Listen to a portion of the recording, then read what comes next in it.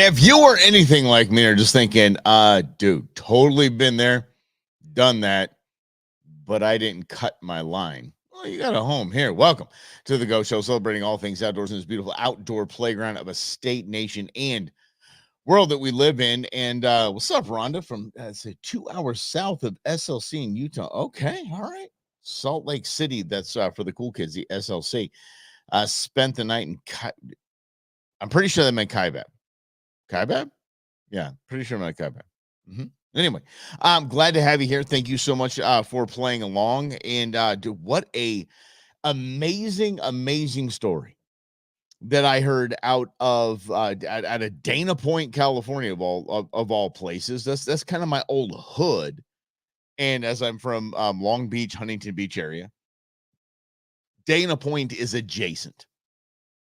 So there's this amazing story of this guy that goes out on a Hobie kayak. This is the kayak that I have. He's literally in the kayak that I have, but mine's yellow. Mine's a yellow Tubmarine.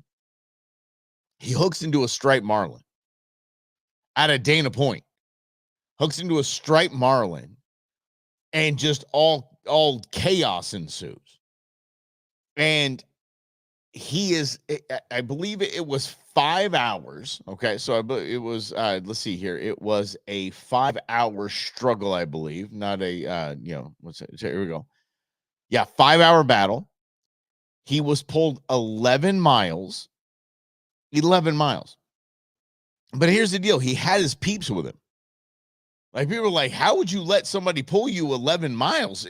How would you let any fish pull you 11 miles? Well, here's the deal. He had his gang with him. So here this dude is. He's doing his thing. Okay, so just so you're aware, this is exactly what it looks like when we go kayak fishing. When we go kayak fishing in the ocean, this is what it looks like. I know it looks dangerous. I mean, but look at the rig on this guy's got it like set up. He went tuna fishing, and he a striped marlin jumped on his bait.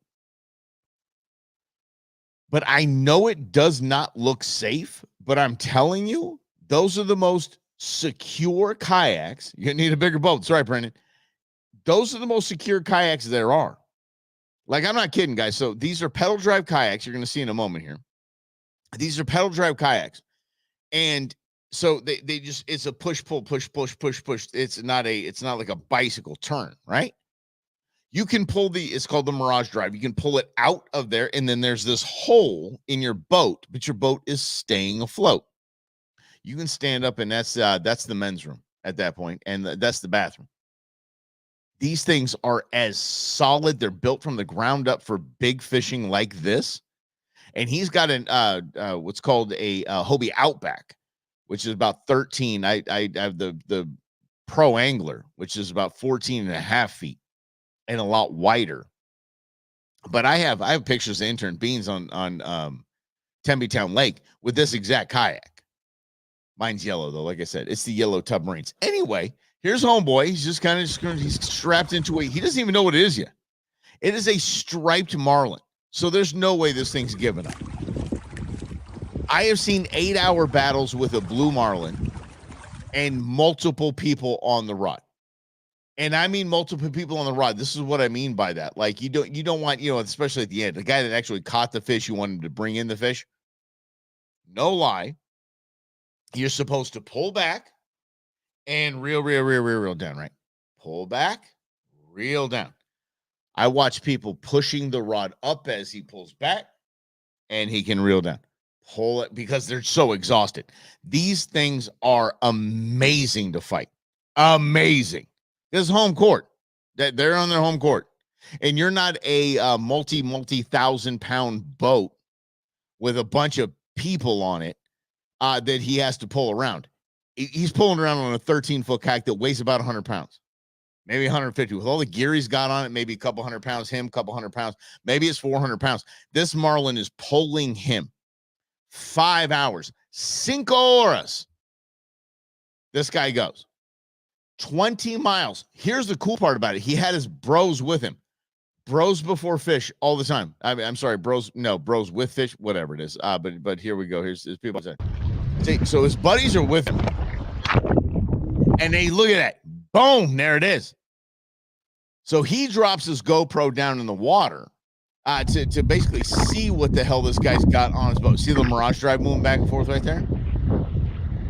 And his buddy stayed with him through the 5 hours. They stayed with him the entire time. Look at this. His buddies are rallied around him. Look, there it is again. Yeah. Unbelievable, right? That's a beautiful fish. Holy mackerel. And just strong as the day is long, is for sure. Yeah. Yes, we all live in the yellow submarine. Thanks, Grizz. I appreciate that. That's why we call them the yellow submarines, my man. And yeah, it says, where's he going to put that fish? Ask Eddie. Here's the story. They didn't put the fish anywhere. After 5 hours, and they realized they were 20 miles off of the coast, 20 miles. Now, understand this, in the Hobies, that's not that big of a deal. It really isn't. I mean, you can get zoom in. I think Tempe Town Lake's a few miles long. I mean, I can go back and forth, back and forth, back and forth on these Hobies with no problem. No problem at all. They cut the line. They literally got to the leader and they cut the line. They said, this thing probably weighs 200 pounds. We don't have anywhere to put it. The hell you don't. Figure it out. Right? We advance. We advance if we figure out what we're doing in diverse issues like this. We figure it out. You are pulling in a 200-pound striped marlin on a kayak at a Dana Point. I can't believe, and you cut the line. Yeah, it was 4 o'clock. We got to go home. 4 o'clock. We got to go home. I'm not kidding. This is the story. 4 o'clock. They thought, well, yeah, we're not going to be able to go home. Dude, Eddie says drag it ashore. I love that. And by the way, is marlin good eating? My man, I'm telling you. I have elk jerky going on right behind me here. Cooking is my thing. And guys, we're going to get to that. I have a whole new cooking idea that I think you guys will dig. My greatest culinary feat had to do with blue marlin, caught that day. It is some of the best fish you're ever going to eat. I'm telling you, if I'm part of this 3-man posse, I'm like, dude, I don't care if it's midnight. I don't care if it's dead black. We have compasses. We have our phones. We can get back. We are tethering our boats together, and we will put this marlin on the deck, period. I know it sounds brutal, but there are ways to get the fish into a small vessel safely. And it just, it doesn't have anything to do with firearms, but I always have them there. Yeah. Yeah, I'm with you on that. Film at 11. Yeah, wussies, Grizz. You're darn right. Why you BFQs? Big freaking quitters. Why'd you do that? Why would you fight something for 5 hours and then just let it go? Mm-hmm. Yeah. Oh no, Eddie. The minute you get a chance to have marlin, please have it. You're going to absolutely love it. See, old man in the sea fighting for hours. And then seriously. One of the best picks I've had, and I can't pull it up because on this streaming service, you have to convert it to a PDF and all that. But I would love to actually pull up the picture of intern Beans, who we celebrated last night, her 19th birthday. But intern Beans was we're in Tempe Town Lake. She was on. So let me show you this actually. She was on the same boat right there. She was on the same. It's called the Hobie Outback. It's 13 feet. So I'm on Tempe Town Lake, intern Beans. Intern Beans is probably 10, 11. And I have one of the most breathtaking pictures of my daughter. It's fabulous. The reflection on the water is almost a mirror of her standing on the kayak and throwing. Oh, it's so beautiful. Her dumb dad, me, did not reset the drag after tying the lure onto the line. So it was locked down. She catches a fish. The rod breaks. And my daughter, intern Beans, God love her, she hand lines that fish in. Talk about old man in the sea. She sits down. She goes, oh, no. and just sits down and just starts pulling that fish in. It's a solid, probably 2.5, 3 pound bass. I know. Yeah. So so they can't say they caught one. Amen. They can't say they caught one. So again, this is, I mean, it's I mean, maybe these guys do this. You can see at the front of his boat there, he has a fish bag. So maybe this guy's pulling in yellowtail all day. Maybe it's not big to him to have this kind of a fish on. But when we go out and we fish, there's no option to not bring in the fish. None. This is absolutely I'm mad almost thinking about this. So let me tell you a little story. So when I was fishing for yellowtail, whatever we get out there, same they're in Dana Point. We were down south in La Jolla, and I was on a Hobie kayak, and I hooked into a fish. It was a yellowtail. Yellowtail's not a tuna; it's a jack. But still tastes like tuna. Everything's wonderful. Fantastic. Eddie, Grizz, do not jump on that line. So I hooked into this yellowtail. I felt it go left. I knew it was going left. It just pulled hard that way. My line starts to, so I know I got him on. I look over and I see this big roller, this big, the pre-waves that you get out there and you just kind of sail into little rollers like this, right? I look to the left and I see, and I know where my bait is. It's over there. It's in this fish's mouth. I see this big bull sea lion right in the middle of the roller. And I'm like, oh, crap. Here we go. And my line just starts going. And I'm like, oh, it took my damn fish. It did. It kept popping up and doing this with my fish in its mouth. And then it would drop it, and I'd reel super fast, and it'd come grab it again. And Kevin Nakata, the Sea Samurai, and I battled this thing for about 2.5-ish hours. So much so that Nakata gets on his phone and calls his buddy who's on a boat and say, get over here. The boat came over. Kevin Nakata stands up on his Hobie kayak, gets on the boat, ditches the $3,000 kayak, and tries to take this thing. After all of that time, we did not cut the line. The line snapped.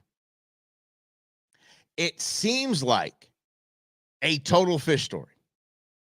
But ladies and gentlemen, what do you and I know about fish stories? If you didn't have it, he was definitely mocking me, Ron, that's for sure. Oh, we did it a bunch, little ass. It was hours of this. If you don't have photographic evidence, it didn't happen. Ladies and gentlemen, I give you photographic evidence that this mofo, look at this guy. Look at him. Yep, that's me. In my yellow submarine, right there. Look at this guy right here. Look, let's get him bigger here. So it's just to get the whole screen here. Look at that thing. That is in his mouth. He has the thing. The sea lion has my fish, probably about a 30-ish pound yellowtail, in his mouth. And he's just rolling with it. I got the other side on my line. You see, my line's still bent. I have the other side on my line, and he's just toying with it. It was absolutely insane. I mean, it was one of the most amazing adventures of my life. It truly was. I mean, because this guy is getting pulled out. The story we just did, this guy's getting pulled out right here. This guy's getting pulled out by 20 miles offshore by a striped marlin. And I'm probably 8-9 miles offshore in the Hobie. And I have to fight this bull sea lion for my fish. It was funny because Kevin Nakata, he looked at me and said, dude, I thought you're always armed. I'm like, it's California, bro. I wasn't going to stay strapped out here on the kayak. Never been on a kayak without a bullet in my chamber and a gun in my hip since then. He's like, dude, I would have had no problem with you capping that sea lion. I wouldn't have shot a sea lion. That would be illegal. Nope, totally wouldn't have in the moment. No, no, no, no, no, no. All right, okay, you guys are. I mean, before I get to the rest of the story here, let's say you guys are firing off. I love it. Please play. All right. So they can't say count. Got one, Chris. All right. Eddie says, "Close you got. Never had the opportunity, and I love seafood. What close you ever got? What? All right, let me see here. All right. Like in Alaska, you can be picky for what you bring back to shore. Okay, but hey, look, I'm not picky about what I bring back to shore, especially you go on a trip to Southern California, and you make it happen. Um, Ever fish for sturgeon? I have not fished for sturgeon, Rhonda. I have not done that. Mm-mm. And no, Grizz, I did not see the cliff fall in La Jolla. By the way, yeah, all of California. I'm from California. I understand California, especially Southern California. Um, there's just houses fall into the sea, cliffs drop all the time, and no one cares. Yeah, yeah. Hudson River, upstate New York, says Brandon, sorry. Never caught one of those absolute monsters, though. Yeah. Would occasionally catch small ones during the year. Striped bass. Ooh. Striped bass is such good eating, I'm telling you. Yes. Hey, has a pedal kayak. No, he has to row. And here's the deal, though. I mean, that's same thing with me. I have the pedal kayaks, and the wonderful part of that is that you don't have to worry about. I mean, you can have a drink. You can change bait. You can do that all while you're getting to where you want to be. And the great part about this is actually the rudder on these things is that you can, and I think the new ones have a drop fin right in the middle of the bad boy. So it tracks a lot better. So if you have a fish pulling you, you have control of your vessel and you can move, which you keep the front of the kayak pointed at the actual fish to bring them in. So that's it. So back to this story where this little punk right now is holding on to my fish. There it is. And the line snaps. And I can't occasionally drop. Oh, here we go. The line snaps. Kevin Nakata gets back into his kayak, which I'm holding on to. This is a very expensive kayak. And so I'm holding on to the thing. He gets back in. And we're just paddling back out to where we are. Back out to where we are. Not saying a thing. It's like somebody hit a mute button. I mean, these are days where we just talk, have a great time, laugh, tell jokes. We have so many funny stories being on those yaks. And he looks around, he goes, you know what, Mike? He goes, this is perfect weather and a perfect scenario for white sea bass. You want to go try it? Most likely to fish for white sea bass, we need about 10 live baits. And he looks back, he goes, we have 2. It's 3 miles that way. Do you want to risk it? Hell yes, I want to risk it. You're darn right I want to risk it. So we do. We pedal on 3 miles. Boom, boom, boom. Here's what's happening during those 3 miles. And the great part about this is being hands-free that you don't have to paddle, right? So Kevin Nakata, as he's changing out the bait, he goes, tackle, he goes, listen, we're changing a whole new target species here. Here's what we're going to do. He said, what's up, Lynn? He said, you're going to drop this bait. Wherever I say, we're just going to drop a live bait with a weight. We're going to drop it. If a white sea bass hits your line, it's going to feel like kind of the Law and Order. Dong, dong, right? It's going to feel a tap, tap. He said, don't do anything. Don't do anything. Wait. Just load up. And then you're going to hear another, you'll feel another tug. He said, load up, load up, load up, load up, load up. And then you'll feel it bend and you reel like you got, go at it. Okay. So I'm like, okay, that sounds fine. All right. So like, again, we're going 3 miles. So we're paddling. And then he said, okay, before we're almost to the spot. What did I tell you? Kevin's very, he's a great instructor. And I said, okay. I said, if I'm going to drop the bait in and then if I feel a little tug, I'm going to wait, be patient, hear another tug, load up, get ready to go, feel the rod bend and go like crazy. He goes, perfect, man. That's exactly what I want to hear. I'm like, okay, great. So I grab the bait. I get a live bait on my line. I dropped this thing in. Now, understand this is after hours of fighting a bull sea lion for my fish and losing the battle.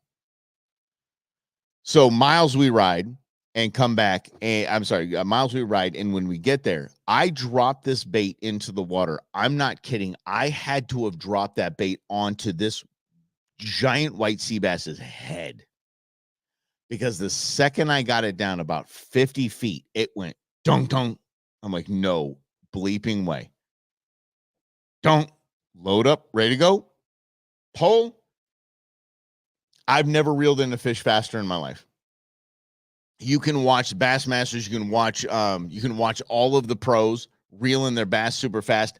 They did not reel in their bass faster than I reeled in my 52-pound white sea bass, because I was not going to lose that damn thing after losing a battle to a sea lion. Not going to lose it.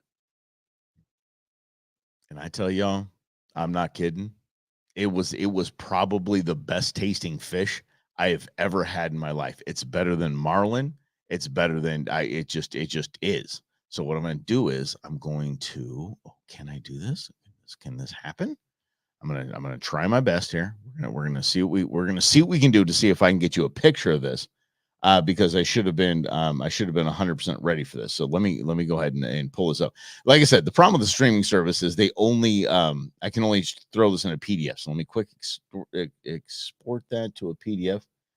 Export is the right word, not extort. There we go. And of course, it is the wrong way. So I now have to launch Adobe. This is the fun of everything I do here. Edit and flip that sucker around. Yep, we're going to go ahead and flip that sucker one time. There we go. File, save as, and we're going to. Oh, we're almost there. Okay, well, sorry guys. I know it took a second, but we're going to go ahead and do that. There we go.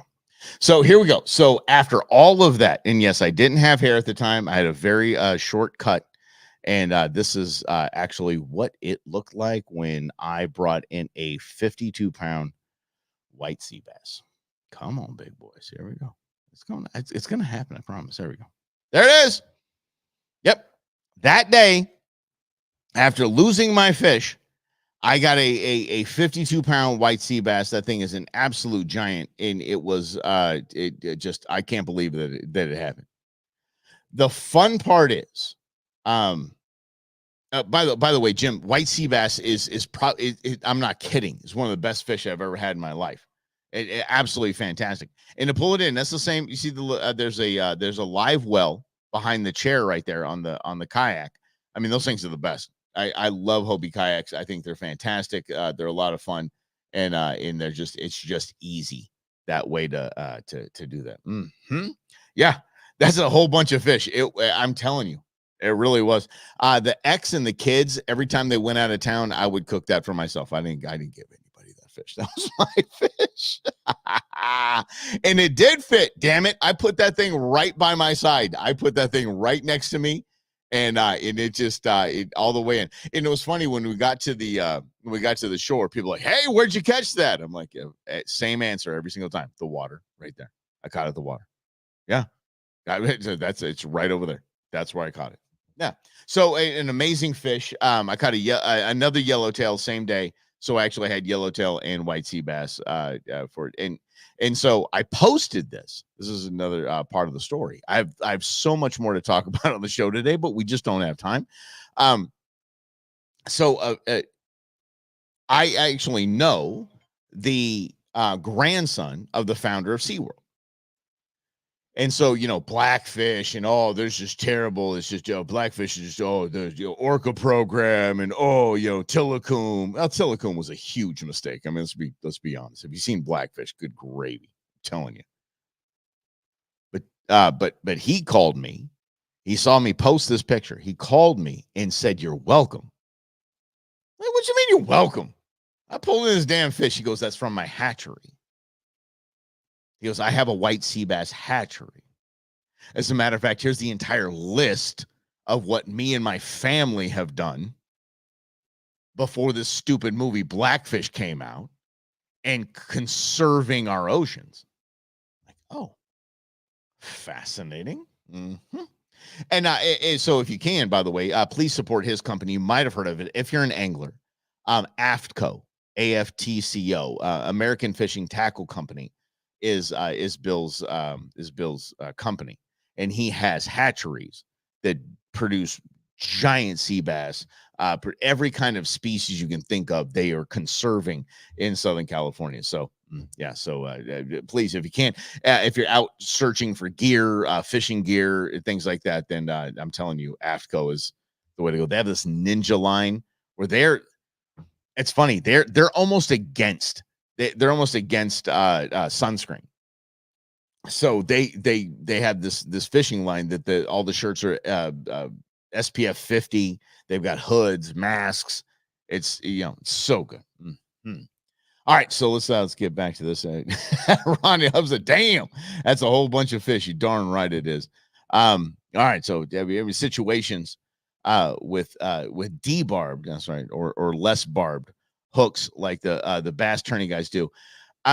Yes, and in most of the times I do that, especially when I was in Mexico fishing with Queen Bee, because she understands, my girlfriend. She understands. She doesn't fish. She barely fishes, but she will fish with me. But she doesn't hunt. But she understands that barbed hooks are pretty detrimental to the fish. So I was just basically taking pliers and just really pinching those barbs down and making sure that they weren't causing a mess. Mm-hmm. Oh, should be your destination, Wyoming, in a couple of hours. Holy mackerel! If you do not. Rhonda, just take one for the team. Just go pet a fuzzy cow so we can put you on FAFO Friday and just, have one of our own. I mean, come on. Anyone else would do it. I mean, we'd definitely take one for the team. No. I kid. Drive safe and have so much fun. Y'all, I can't tell you how so much fun that this is. Just kayak fishing is just some of the most fun. Like when I went down to Las Conchas, I told Becky, I told my girlfriend, I was like, I'm sorry, Queen Bee, that I want to bring the kayaks down next time because it'd be an easy launch out of the beach and we could go out there and get some really, really good stuff. Mm-hmm. Yes. Okay. Yes. Please, Brent. Rhonda knows I was kidding. Don't go pet fuzzy cows, you lunatics. Ay. All right, y'all. I love having you guys around. Like it, share it, do all that stuff, and we'll see you again. Tomorrow's FAFO Friday. We got more boat ramp fun, so it's going to be a good time. Karen fails are going to be next weekend, and we'll do that. We'll have some fun there. So, been great hanging with y'all, and we'll see you in tomorrow at 11 o'clock right here in the Go Show, celebrating all things outdoors in this beautiful outdoor playground of a state, nation, and world that we live in. Take it easy, everybody.